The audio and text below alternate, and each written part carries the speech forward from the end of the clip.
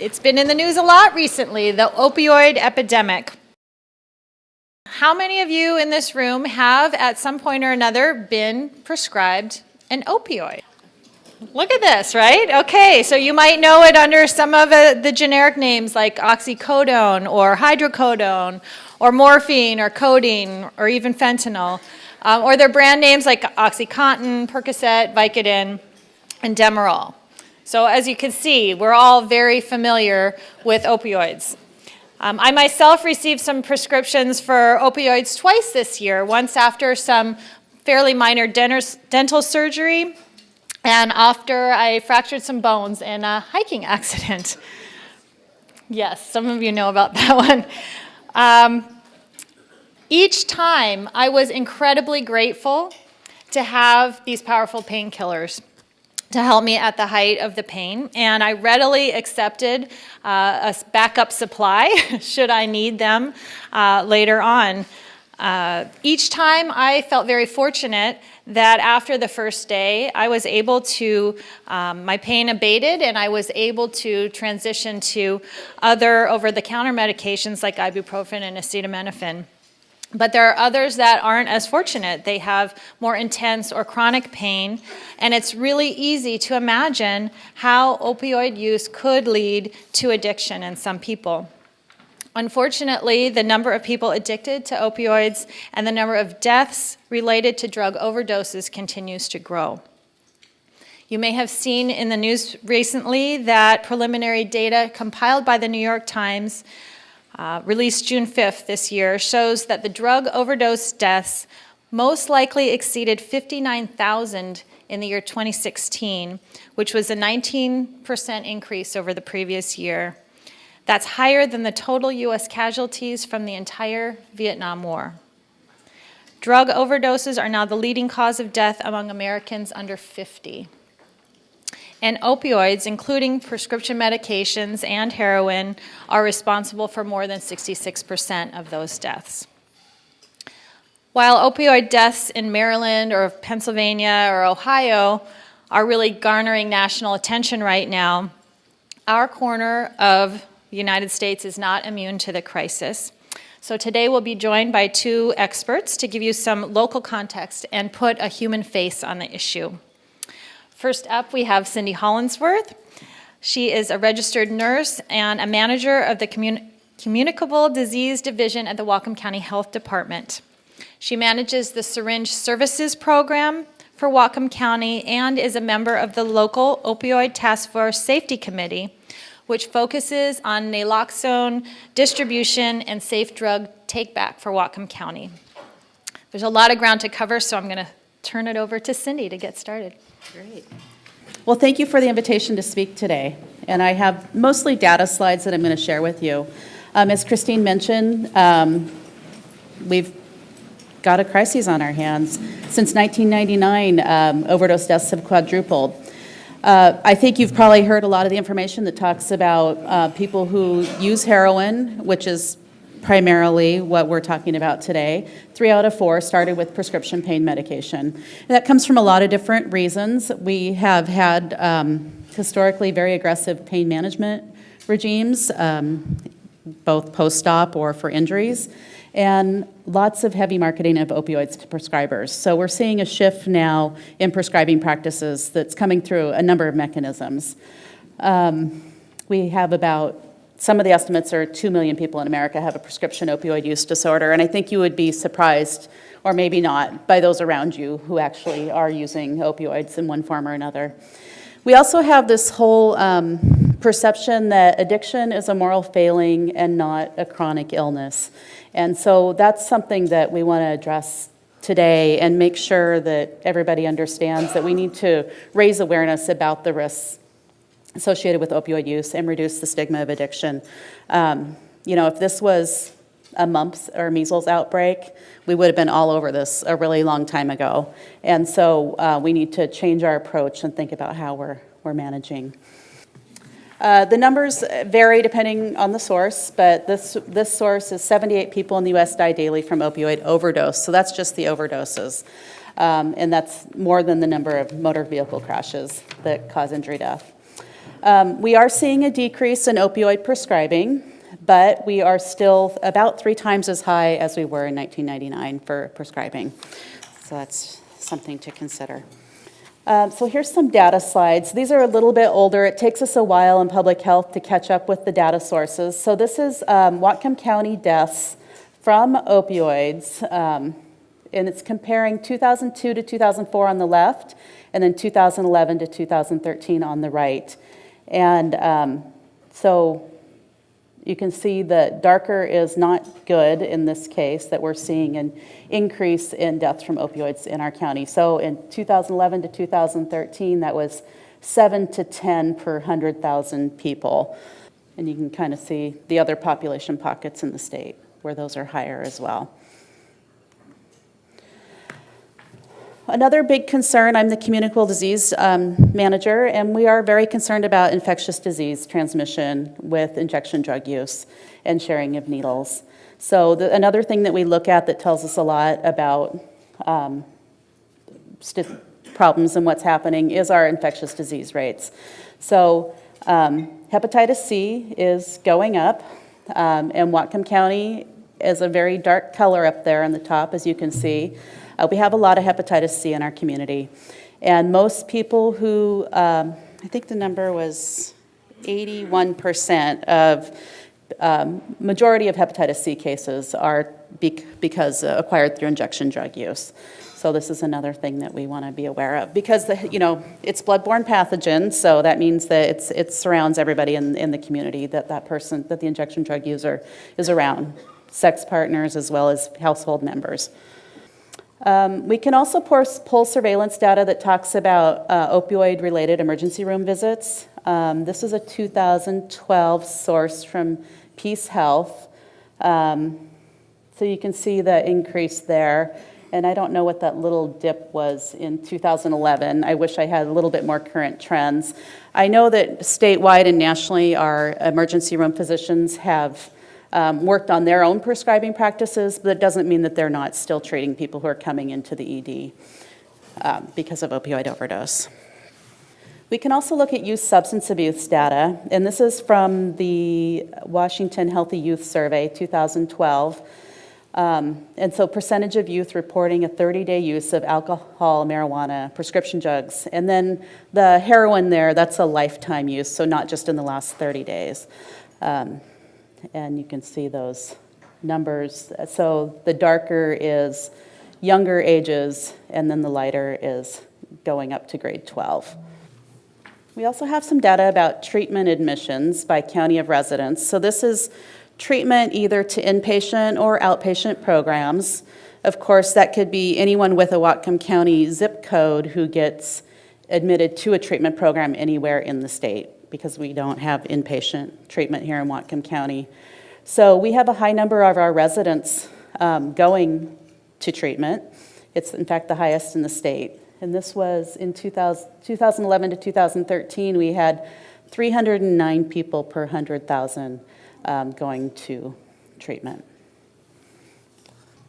So what are we doing to address this? Our Governor, Jay Inslee, has aligned with the national plans, and he wrote this executive order. I can't see the date on that, but I'm thinking it was early this year. And there's 4 major parts to this executive order. And this is what allows many different entities to align their funding resources and direct resources. So we've got one key part is implementing safe prescribing practices. That's happening through a number of different entities, through some oversight, education for providers, as well as dentists and other, not just medical providers. We're going to look at non-opioid alternatives to pain and pain management. We're going to expand access to medication-assisted treatment and increase use of the PMP. The PMP is the prescription monitoring program, so all providers can have access to the prescription monitoring program. It's best practice that they do. And so what happens is when a patient comes into the office, you should be able to, the provider can look up the client and see where else they've accessed, how many prescription opioids have been, they've accessed over time. So that's quite helpful, as we know that sometimes people who have opioid addictions will shop around for different sources. And it's also just a discussion point, even if that's not the case, even if it's that reminder from the one provider. So Washington State has an interagency opioid working plan, and there's 4 goals there. Again, they align with the executive order: preventing opioid misuse and abuse, treating opioid dependence, preventing deaths from overdose, and then using data to monitor and evaluate. And so here in Whatcom County, when our group started meeting last year, we talked about, where do we align with the state plan? What things are happening at the state level versus what can we do here locally? And so we decided that many things were happening at the state and national level in terms of education to providers and changes in prescribing law. So we decided to focus our efforts, because we're trying to be good stewards and make good priority decisions. So we initially created 3 work groups, one around safety, one around marketing, and one around naloxone. So the safety group is primarily about safe drug take-back. How do we teach people to take care of their narcotics, so that they are not accessed by people who shouldn't be using them. The marketing work group was really looking at putting a local face of addiction. What does addiction look like here in Whatcom County? So we're in the midst, or just getting ready to, there's some videos have been created by Frederick Dent, who also did the Homeless in Bellingham video series. So he's engaged in local partners from a number, clients to providers. And so that'll be released later this fall. And then the naloxone work group was primarily because there's a big move to make sure we have naloxone out for either people who are on high doses of prescribed opioids, which could certainly be the case, but also for people who are using injection drugs like heroin. So we had an opportunity at the health department to get a lot of naloxone out through University of Washington had a grant from SAMHSA and distributed a lot of naloxone out around the state. So we had an opportunity to participate in that. And I think to date we've gotten out 236 kits here in Whatcom County, and that's just our small program. The other thing that we're doing on the naloxone group is we reached out to make sure that all of our local EMS providers and other first responders. Bellingham Police, as you've probably seen in the paper, has been carrying naloxone for quite some time. Our Sheriff's Department is now engaging equipping all of their deputies with naloxone. So we've come a long ways just in the past year and a half with how we're approaching. It's one of those things, what I've learned in public health is there's a lot of different ways we can address a problem, and there's a lot of different places to step in. There's a number of financial resources that are going to support the opioid epidemic efforts, both statewide, nationally, here in our county. But I wanted SAMHSA, which is Substance Abuse and Mental Health Services Administration, allows the state to target their response to the opioid crisis, and that's through grant funds. Our county is very engaged, and Ann Deacon here with our Human Services Department and her group, they spend a lot of time deciding which grants we're going to apply for and what's going to best align with our plan. The Washington State Health Care Authority, through the Medicaid demonstration projects and all of our healthcare reform in Healthier Washington, is requiring all accountable communities of health. Now that could be another 5 lunchtime presentations, talk about accountable communities of health, but they're all required to have an opioid project. So that's another way for our region to pull together and do a unified approach. And they're also required to have a care coordination project. And we know that care coordination is often about clients who are using the system multiple times for multiple reasons. It could be from opioids or mental health or other substances. So I think it's a multifaceted approach. So what are we doing locally? Our safety group has a number of objectives. So we've created a medicine inventory tool, and that's just a reminder that if you do have prescription opioids in your house, that you should probably keep track of them, because people have them in their house for all kinds of valid reasons. But so just keeping a inventory of your medications so you can keep track, because there's a number of ways that those can be taken or diverted. We've also, through a grant with a local funder, acquired medicine lock bags for our Whatcom County residents. And so our plan now is to we're starting to connect with our pharmacy partners and talk about every time that somebody gets a narcotic opioid filled at the pharmacy, that the pharmacist would then hand them the lock bag. Now, certainly the lock bag, it looks like a bank bag and it has a key on it, but certainly it could be broken in two. But I think it's more about the messaging and saying, this is dangerous stuff. We need to be careful about what we're doing with these in our homes. And so that project's going to be rolled out over the next, it's rolling out now. We have the lock bags and we're just moving on to next steps. So hopefully you're going to start seeing those out in the community over the next year. We're also working on a local stewardship ordinance, and that's a reverse distributor process for drug disposal. So that means that if you want to get rid of your narcotics that are left over from your dental surgery or your hip replacement, that you can easily access a place to take those and drop them off where they'll be safely disposed of. And it also requires that the pharmaceutical companies participate in that program. We have some limited opportunities right now here in Whatcom County, but it's that we could be doing better. And so that'll go in front of the county council this fall, and we'll be hopefully moving forward that ordinance very soon.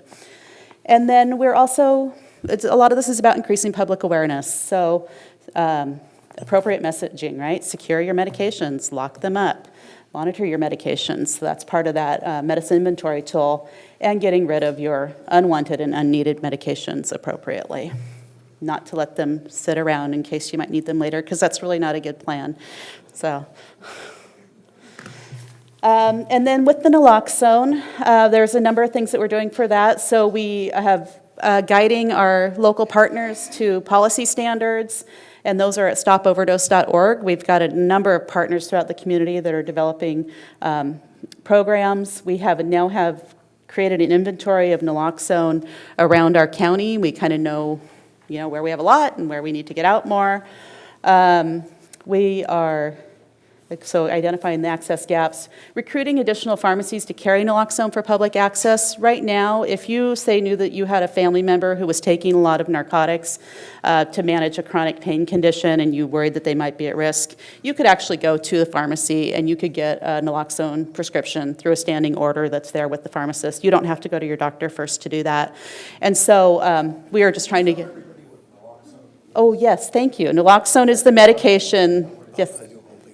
And Adam's going to do a big thing on it, but that's the medication that reverses opioid overdoses. So thank you for that reminder. Sometimes I talk in my nurse world and I forget that not everybody's a nurse. And then, so lots more increasing public awareness through appropriate messaging. So Dr. Kartman's going to talk about the Good Samaritan Law probably as part of his presentation, and some more education items. So I'll leave that part to him. And then with marketing, we are, the big goal is coordinating efforts between work groups to deliver a comprehensive marketing plan, and then increasing public awareness through appropriate messaging. And I've seen some of the clips from the videos the video that's being created, and it's quite powerful. And I think that, it's definitely going to increase our awareness. And I would guess that every parent and every probably third grader and every one of us in our county should probably watch that video to really be aware of what's happening in our community. And so what can you do? You can talk about opioids and educate others just based on this today. You should know that you need to secure your medications. You need to lock them up. There's all kinds of ways that that our medications are taken and abused. I had someone house sit for me, and they had a friend come, and of course I didn't know this till afterwards, but they actually went into my bathroom and took all of our narcotics from our bathroom. And the person I had house sitting was a family member who I trusted implicitly, but it was the person coming to visit them that, I don't think she knew there was a problem either. So monitor your meds, properly dispose of unwanted and unneeded medications. So using those take-back sites that are soon going to be all around us, and right now they are there are some places here in Whatcom County which we can connect you with. We need to work on reducing the stigma around addictions, and while you may not always have the words or the knowledge to talk about addiction, just to even talk to other people about just being aware of a judgment that they're making. The addiction is a disease, and it's not a moral failing, and it's not a character judgment. So certainly there's lots of things wrapped up in addiction and how we treat others who have addictions, but we just need to heighten our own awareness of our own perceptions. And let's see, promote appropriate use of prescription drugs with friends and families. Model the importance of adults talking to children about the harms of using medications inappropriately or medications not prescribed to them. It seems so obvious, but then it's not. And we don't have these conversations early enough or often enough. And this was my last one. This was mine that I came up with, and somebody said, what can you do? And I said, next time I go to my doctor, I'm going to talk to her about her prescribing practices. And then Dr. Kartman's going to talk about some medication-assisted therapy, and there's some limitations on medication-assisted therapy. And part of it is providers choosing not to become licensed to prescribe the medications that can help with addiction. And I thought, well, I'm going to just ask her if she's ever even considered doing that special certification for to be a Suboxone prescriber. And just put the questions out there, ask the questions, because I think if I say, well, what if it was me? What if I needed to have that medication? How would you want to help me? Would you want to be able to prescribe that? So there's a number of different things we can do. Well, great. Thank you, Cindy.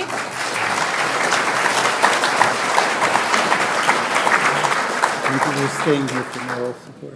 Really appreciate all that detail and to know that our health department is so actively involved in working on solutions.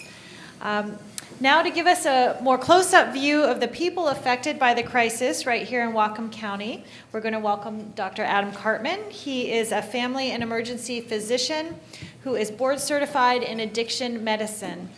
He also trains first responders in the use of naloxone and is a passionate advocate for people who need treatment for opioid use. Dr. Kartman. Thank you. I'm just going to wait for the slide to come up. You got one too. Yeah, I got one, thanks.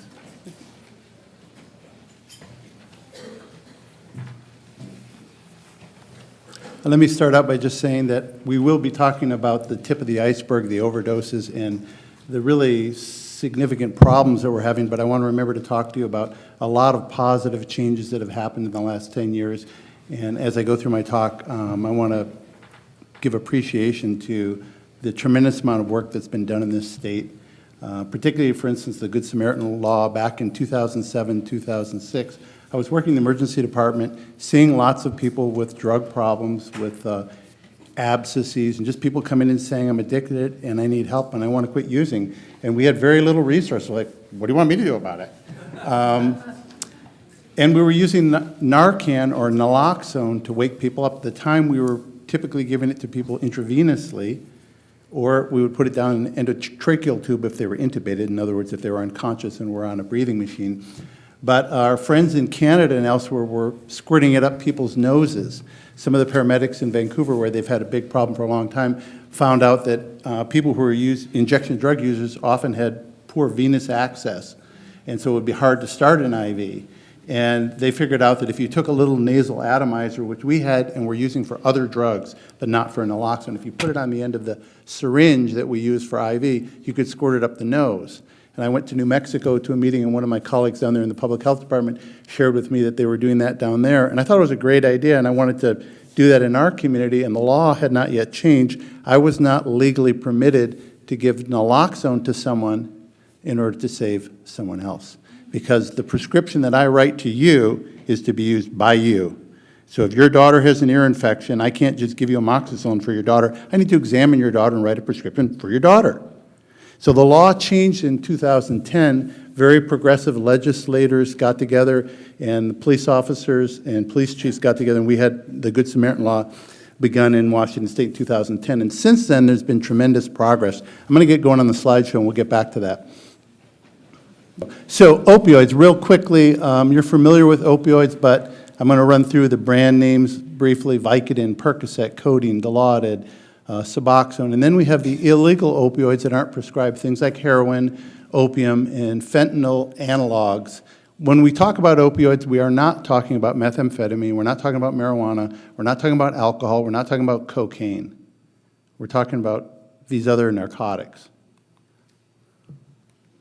So opioids we think of as painkillers, and physicians are often trained that these are painkillers and something you give someone for pain. There wasn't much education previously about the fact that they're profoundly mood-altering medications. They give people an antidepressant effect, so they actually make you feel better if you're a bit blue and down. They often give people energy. You'll have patients tell you that they use some opiates and go to work and clean house or work construction or whatever, and they give them energy. Of course, if you take a lot of them, you can nod out and be euphoric, but that's a much higher dose. People develop tolerance to opioids just like they do to alcohol. So somebody who drinks regularly and finds that they're drinking more and more and then they become very tolerant to alcohol and they can have a few drinks and it doesn't even faze them, whereas somebody else who's not a drinker would be passing out with that same amount of alcohol. We have the same phenomenon with opioids.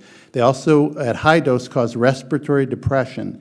So when you pass out from too much opioids, your brain actually forgets to breathe. And that's really a profound comatose state. I mean, you all try and hold your breath here for a minute or two. Nobody in the room will be able to hold their breath more than 2.5 minutes, I guarantee. Doesn't matter what you do, your brain will tell you to breathe. But these opiates are so powerful that people just stop breathing.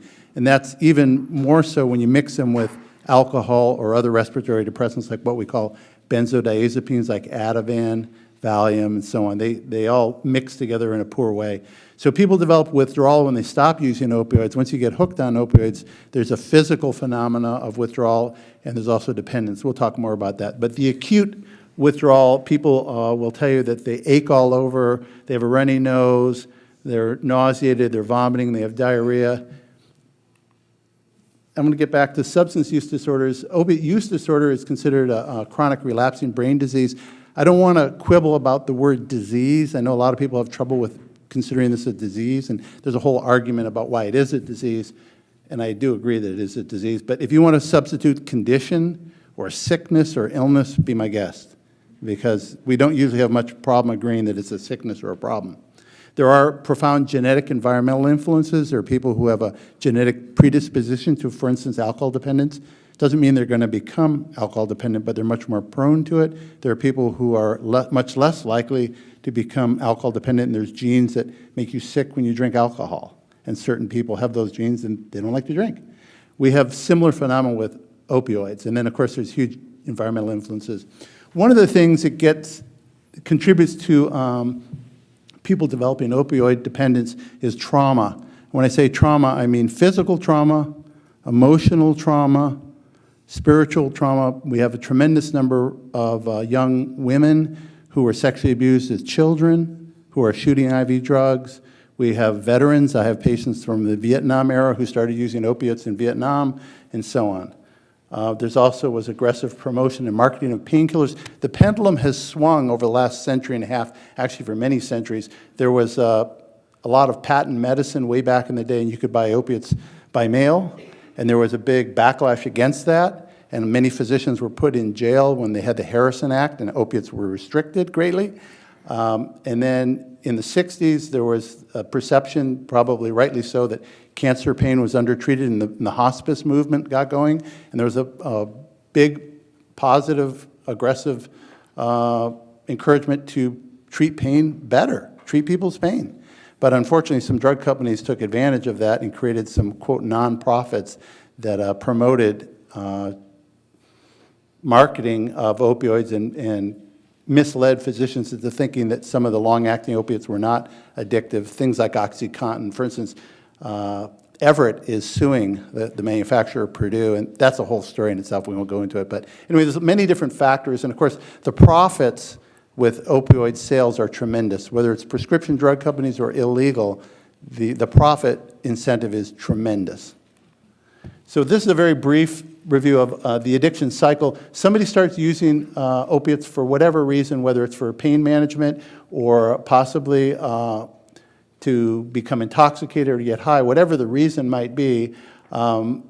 when they stop, they often have some withdrawal symptoms. They feel bad, they feel poorly, and they think they probably shouldn't use again, and then they get a little bit of preoccupation, anticipation, but well, should I wait till next weekend, or should I take another one? No, I ought to wait till tomorrow, and they kind of build up the psychological buildup, and then they find themselves using larger and larger amounts than expected, and having persistent desire and developing tolerance, as we talked about, and going from pills, and then when pills aren't available, they never thought they'd use heroin, but maybe they'll snort some heroin, and then they never thought they would shoot heroin, and so on the cycle. We'll talk more about that, but and it begins to compromise people's social and occupational activities. They're no longer taking care of their family, going to work, doing their usual things. That's kind of a brief overview of the cycle.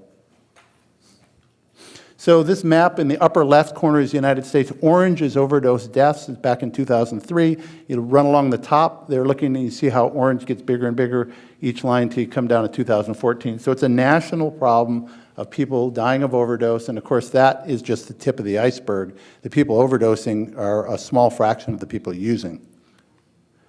At the hospital, back in the day when I was working, we often were strongly encouraged to check a patient when they came into the emergency room, see what their pain level was on a scale of 1 to 10, and when they left the ER, they darn well ought to be saying that their pain level's a lot less, or we're going to hear about it from the chief of the hospital. We're not supposed to be having people come in painful conditions and leaving in painful conditions. In other words, you better treat their pain aggressively and just go ahead and give them all the narcotics that they need. So here you see the prescribing of prescription opiates, and you also see the death rate on the right there. There's a blue and a red line. Those are men and women dying of overdose, and there does seem to be a correlation, although it doesn't prove cause and effect.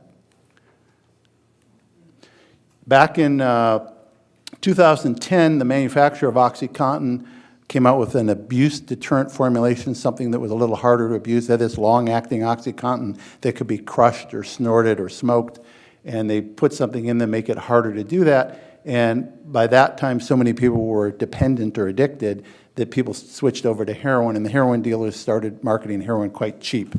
So you get everybody switched over, all these people who were already dependent on opiates, never thought they'd use heroin. Let's give them heroin real cheap, get them started, and then we'll jack the price up, which is exactly what happened.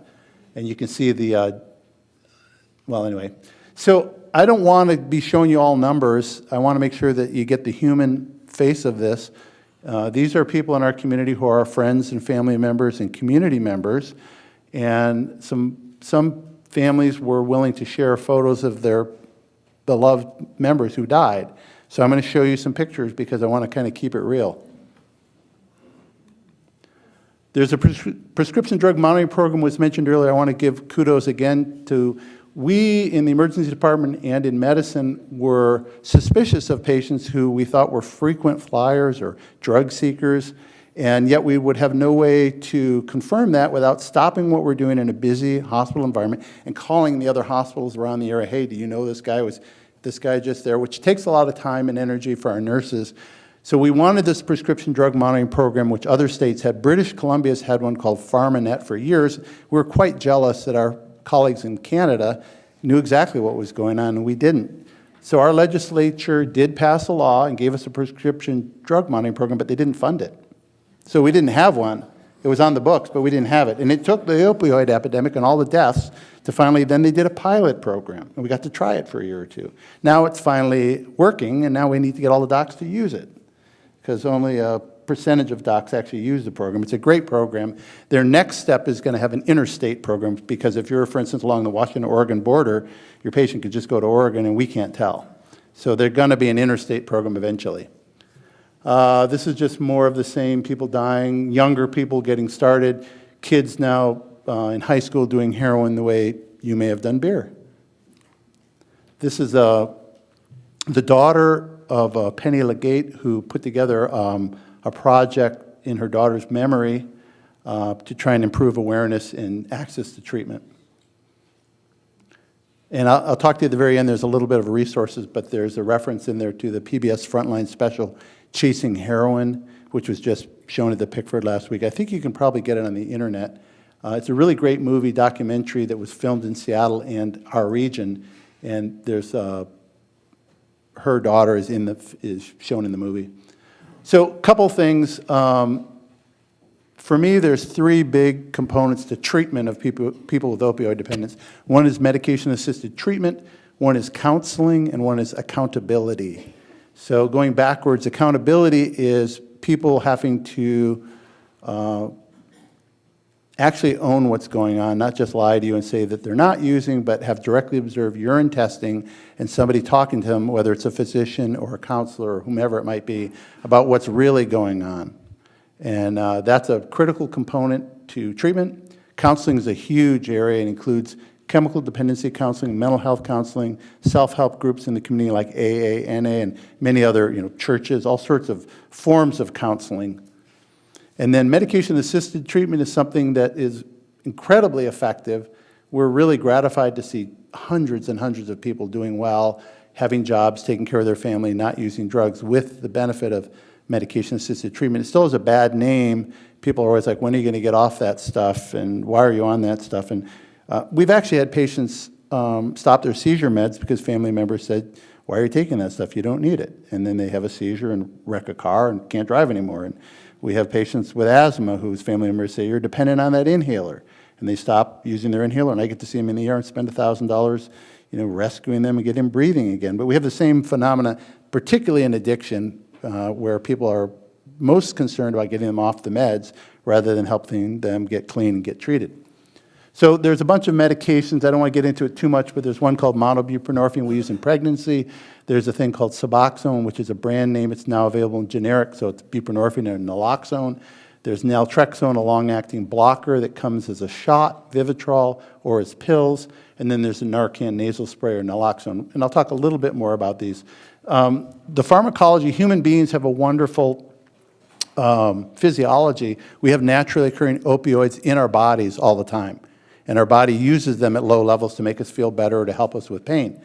The graph on the right shows you along the very bottom is naloxone, the blue lines. It doesn't matter how much you give someone, how much naloxone you give someone, they're never going to get high.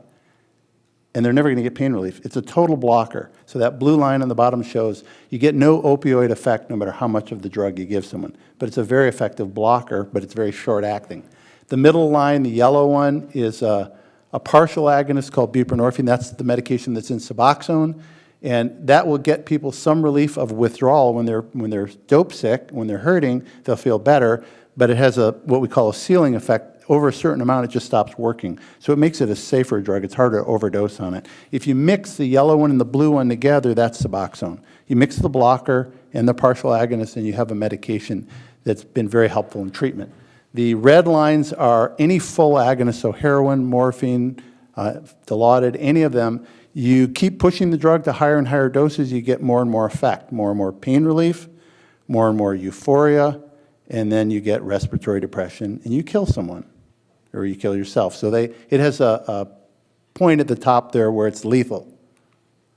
So this is just to say the same thing. I want to keep moving. When somebody's overdosing, they have pinpoint pupils, they're limp, they often can't be awoken, they have coarse respirations like snoring or gurgling, and eventually, depending on what the drug was and when they took it in the time frame, they may die quickly or slowly over hours. Just depends on the circumstances.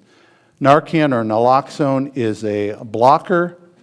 It gets rid of the opiate. It depends whether you give it to somebody IV or down the endotracheal tube or in the nose, but in any case, it works quite quickly, but it only lasts briefly. When somebody wakes up, they're often not remembering that they overdosed. They weren't aware that they were overdosing. They were in a coma.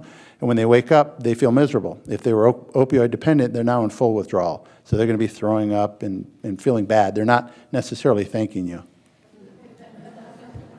This is the latest product. We're really happy to have this. We used to have to put these kits together, and all the first responders had to, on the scene, put together a bunch of parts that included glass and things that were sensitive to light and heat. The new product is in a single dose. It's double the old dose, so it's much more effective. And all you do is stick it up somebody's nose and push the button. It's got a hair trigger. It works great.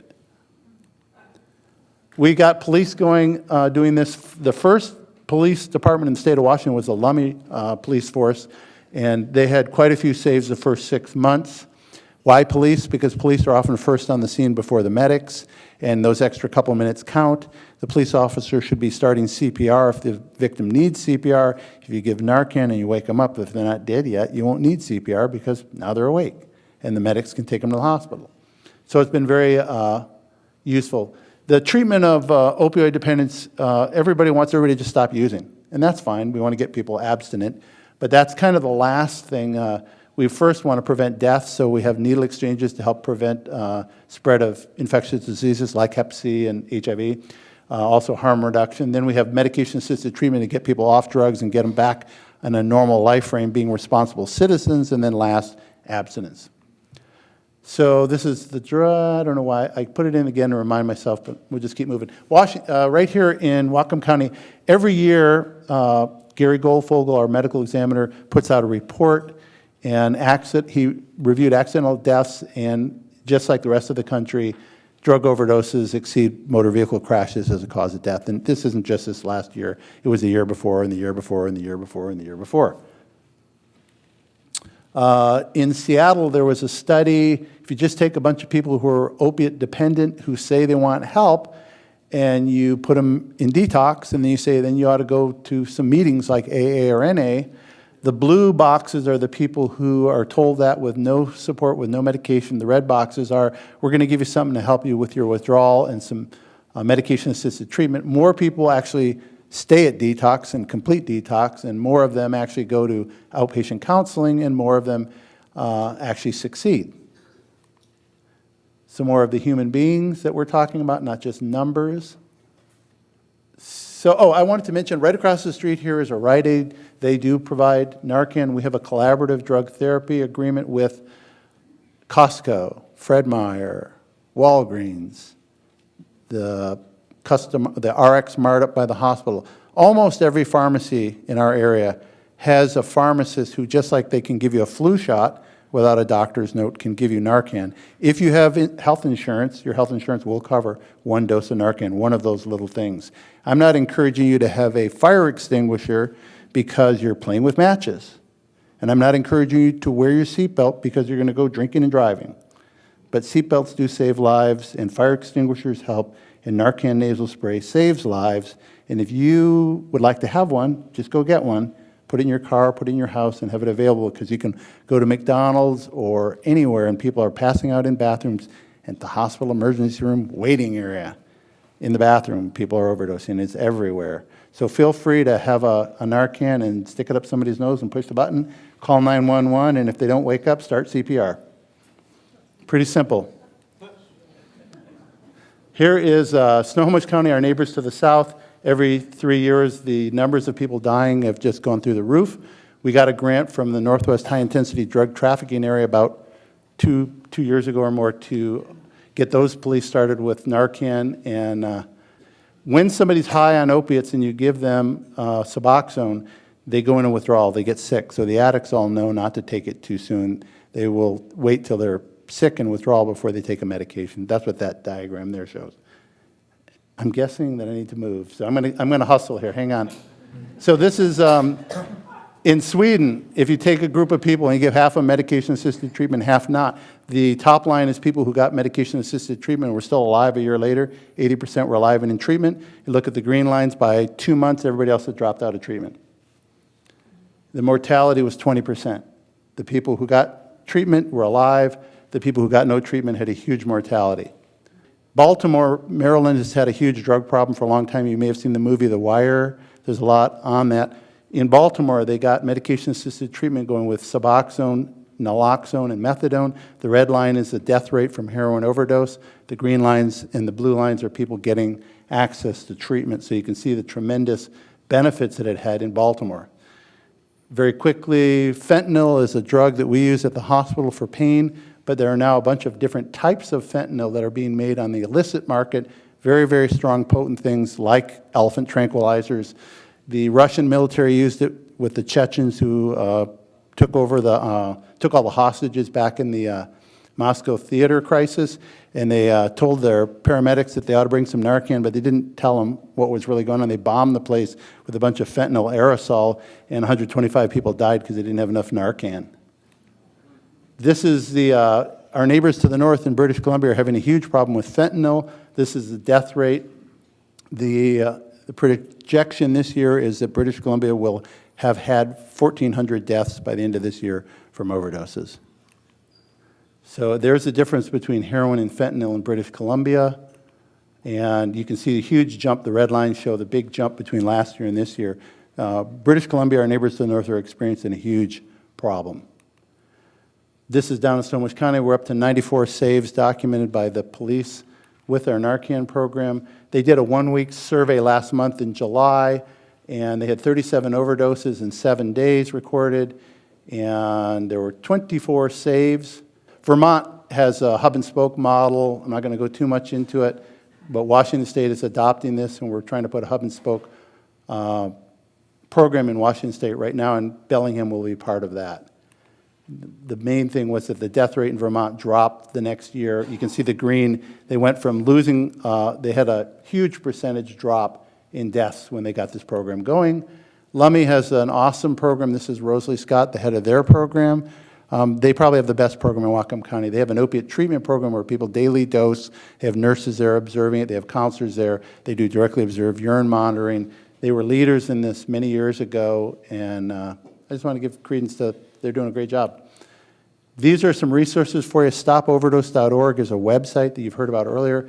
The movie Chasing Heroin is good and in our area. There's a great article on Slate called We Know How to Treat Opioid Addiction, but our antiquated conceptions of addicts prevent us from doing so. The University of Washington ADAI website is good, and Nora Volkoff, who's the head of the National Institute of Drug Abuse, and George Koob are two scholars. Pretty much anything that they have on it is reliable and good information. Thank you.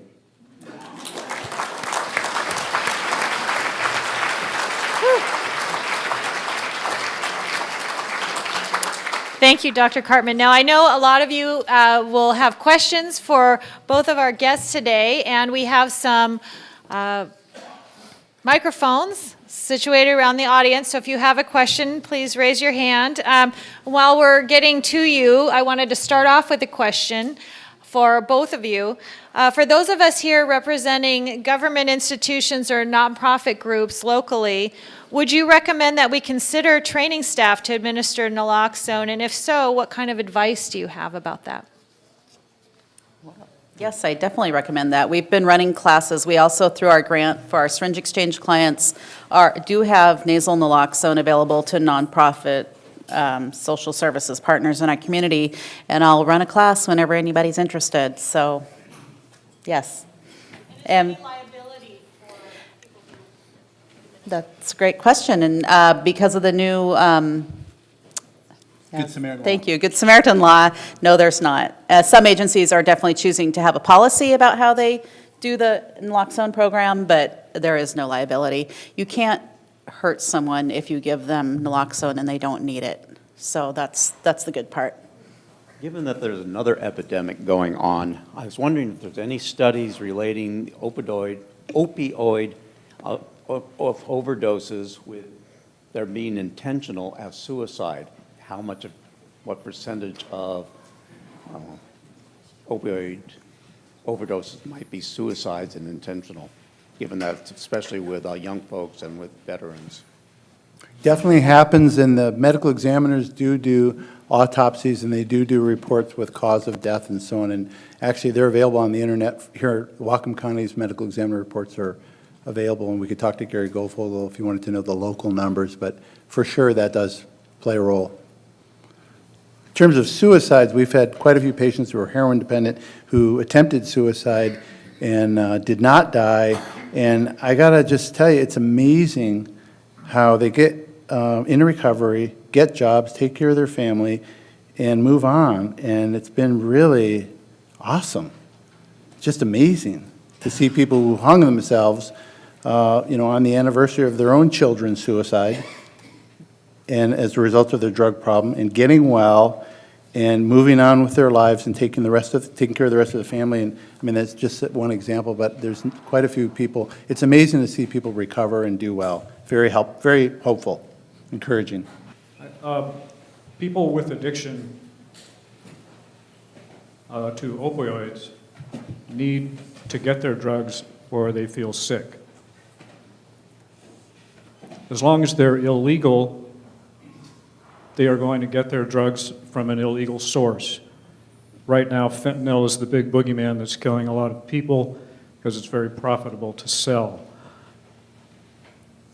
What can we do to make opioids or other drugs that can support people who are already addicted to opioids available to them legally so that they will not use the illegal market in order to keep themselves from being sick? The opioid treatment programs like Lummi has are programs where people go daily and dose, and as they do well, they're given what they call the privilege to come less often, to come every 3 days or every 2 days or weekly or whatever, but they have to do directly observed urine testing, see counselors, and do well. So opioid treatment programs are a way to provide people with, for instance, methadone, if it's a methadone clinic, or Suboxone, or both, and that would be how in America we do it. It's done differently in different countries. We don't have an opioid treatment program in Whatcom County except for the one at Lummi, which is native only. So if you're non-native in Whatcom County, you have to travel south to Island Crossing. And there isn't one in this county because in the past, people didn't want it in their backyard. They didn't want those people in their neighborhood. They're also expensive to start. They just haven't been able to get through the hurdles. But it may be time to have one in Whatcom County. I recently cleaned out my medicine cabinet after moving and discovered, much to my amazement and a little bit of horror, that I had all kinds of things, OxyContin, I even had fentanyl, and these had been prescribed for my late husband when he had a variety of things that went awry. So I thought, well, I'll just take them to the pharmacy. They wouldn't accept them. No, you must go to the police station. I think that's unfortunate. I was trying to do the right thing. It wasn't so convenient for me to go to the police station. Why is it that we have to go to the police station? I love the irony of that. I was listening to this earlier, like, we could all go get narcotics this afternoon in the next couple hours, quite easily. Just, you could go to a doctor or go buy it on the street. It wouldn't be hard at all to get narcotics, but darn if you can get rid of them.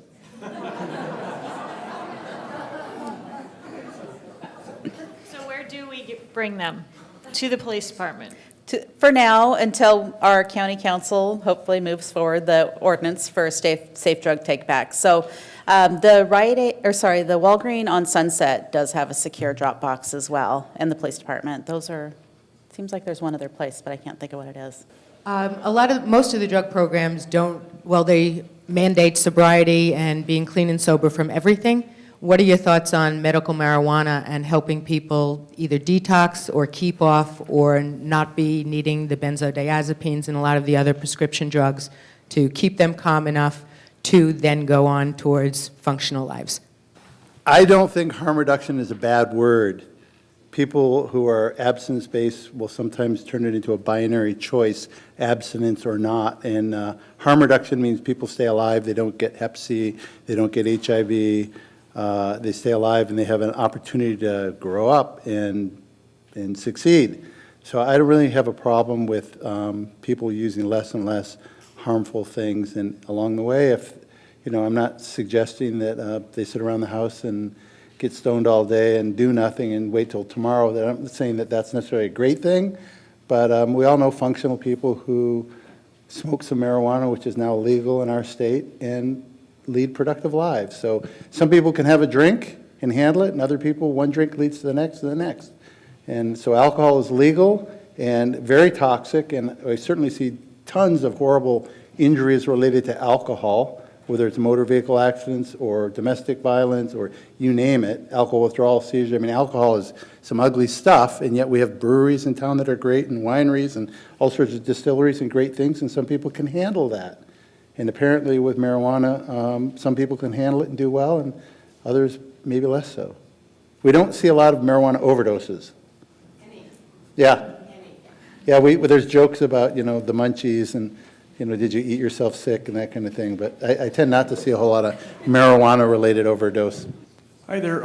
My experience is with much younger people, usually kids. In my lifetime, the problem has been that the programs, are there counseling or I guess I should say, training for counseling in high schools and in elementary schools, even junior high schools, in this county, in this state, that train them with the exact same information you're giving us, only giving it to them in a non-inflammable, non-inflammatory and I guess directive, but not blaming, informational, and about disease. I taught health in junior high school for years, about disease and not about social disease. It's very hard to get into. I hope it's available here because it won't stop the problem, but it'll sure slow it down at a younger age, just with information. Thank you. We do have a number of programs here with our local school districts where we have prevention experts who work with the schools on their curriculum, and they're placed around the county. And that all, actually, some of that, ironically, does come from the marijuana tax dollars from the state. Thank you for your remarks. Two terms I did not hear referred to from either of you is the racial implications and the criminal implications. And I wonder if you'd like to comment upon the fact that so long as drug addiction was a matter that was confined to minority communities, it was criminalized. And now that it's getting into the white community, we're starting to acknowledge it as a disease. And I would just like to hear you comment on that, please, both of you.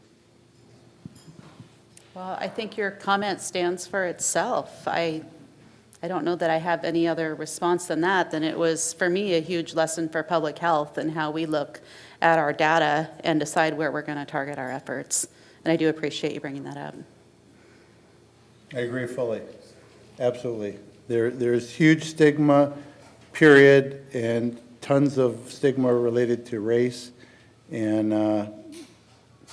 they call it social determinants of health is a nice way to say that poor people of color get affected adversely by pretty much everything, but including drugs. I do want to comment about the criminal part of it. That one of the reasons people object to the use of the word disease around opioid addiction is people, when they get dependent on opioids in particular, do lie and cheat and steal to get their drugs, and they really make their family members angry and sad. And that's the truth. That's just part of that disease. We have neurologic disorders that cause you to move certain ways, and it just happens that with opioid addiction, unfortunately, this, what we call the saliency of getting the drug becomes the most important thing in their lives. And that's part of why people dislike drug addicts and opiate-dependent patients in particular, because they will often put their drug first before their children or their family or their job. And that's just the truth of severe addiction, and that's part of the disease. And when people get well, they'll tell you, that was the other me, that was the drug me, that's not me. And that's also why people come in for treatment and help and say, I don't like what this is doing to me and my family, and this is not who I am, and I'm better than this, and I need help. And they get help, and they do well. They do great. And they get clean and sober, move on. If they don't die or end up in prison first. But it is part of the disease. One problem, I think, is money. Insurance companies are happy to pay for pills, and they'll give them to you, and they'll give you however many you want. But they are not happy to pay for physical therapy or treatment or any of the other kinds of things that can help to eliminate this problem. So how do we get that changed, especially in light of the efforts to eliminate health care in our country at the moment? Can I jump on that? I want to give gratitude and thanks to so many things that I've seen in the last 10, 15, 20 years. But one of them was the Affordable Care Act provided health insurance to so many people that have come in and gotten help, medical help in all different areas, not just addiction treatment. But that's been a huge bonus. And when you get your legislators and people to authorize physical therapy, medical massage, all the different non-pharmacologic approaches to pain and wellness, and encouraging people to be well, it's a great thing. So your advocacy for making this a better place to live and for our community members makes a big difference. We've seen it over and over again, whether it's the Good Samaritan law. The Good Samaritan law also was changed to allow standing orders. It used to be that even though I could write a prescription now for a police officer to have Narcan to give to somebody in the public who we didn't even know, I had to sit there and write an individual prescription to 35 police officers and go down to the next department, 35, and then they changed the law and they moved it so you could have a standing order. So progressive changes have really helped, and the Affordable Care Act has helped. And so just keep pushing for the kind of change you want. We had somebody from drug court here earlier. The drug court's a great program, and it's probably underutilized and could be expanded greatly. And get more people We have involved in that. time for 2 more questions here. I have a question about an individual has OD'd on, say, heroin, and they are given the injection of the naloxone, okay. And this is effective in, 3 to 5 minutes, and it lasts, according to what I saw there, 20 to 90 minutes. My question is, does that antidote neutralize the heroin? And if so, then is that for this 20 to 90 minutes? And after that time, after it wears off, is this person as desperate for another dose of heroin as they were before they OD'd? Yes. What goes on here? What is it? And then that to me would be an equal problem, or maybe even a bigger one.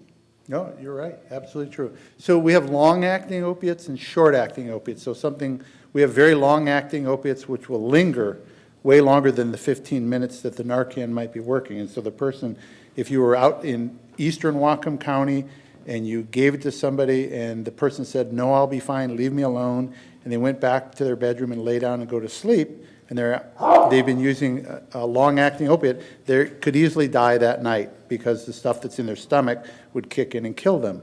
If they're using a short-acting opiate like heroin, typically your body will have metabolized it enough so that 15 minutes later they may not go back to sleep, but they're going to have if they're dependent on opioids, they're going to go out and use, which first responders and police and others are always really upset. Like, we saved this guy and he went right back and using. Like, you'd have thought he'd have done better, and it's like, no, he's addicted. You need to get him treatment. That's to be expected. If somebody who's opiate dependent is woken up, they're going to go use again, guaranteed. We call it a wake-up moment, an opportunity for them to get some help, get some treatment. And later, if you help them over the next few days or week and their family shares their concern, the person will go, wow, I almost died, I really need to change. Often that is a wake-up moment for someone, a hallelujah moment, like, I really need to change my life. What can I do to get well? But short-term, it's exactly what you said. Just a quick piece of information. I understand that opioid addiction, that people who are addicted might suffer from insomnia, and that they turn to sleeping pills as a way to sleep, and that's a particularly deadly combination. Is that actually factually correct? Any respiratory depressant mixed with opioids increases your risk of overdose. So yes. And if you were living that life and that desperate, you create problems for yourself that might make you have difficulty sleeping. If you didn't already experience it in the war, in child abuse and physical, emotional abuse that started your path to opiates or your chronic pain, then you've also created an even bigger problem for yourself with your drug problem. So there might be some reasons you have trouble sleeping. Well, hopefully this presentation won't keep you up at night, but thank you very much to Dr. Kartman and Cindy Hollinsworth.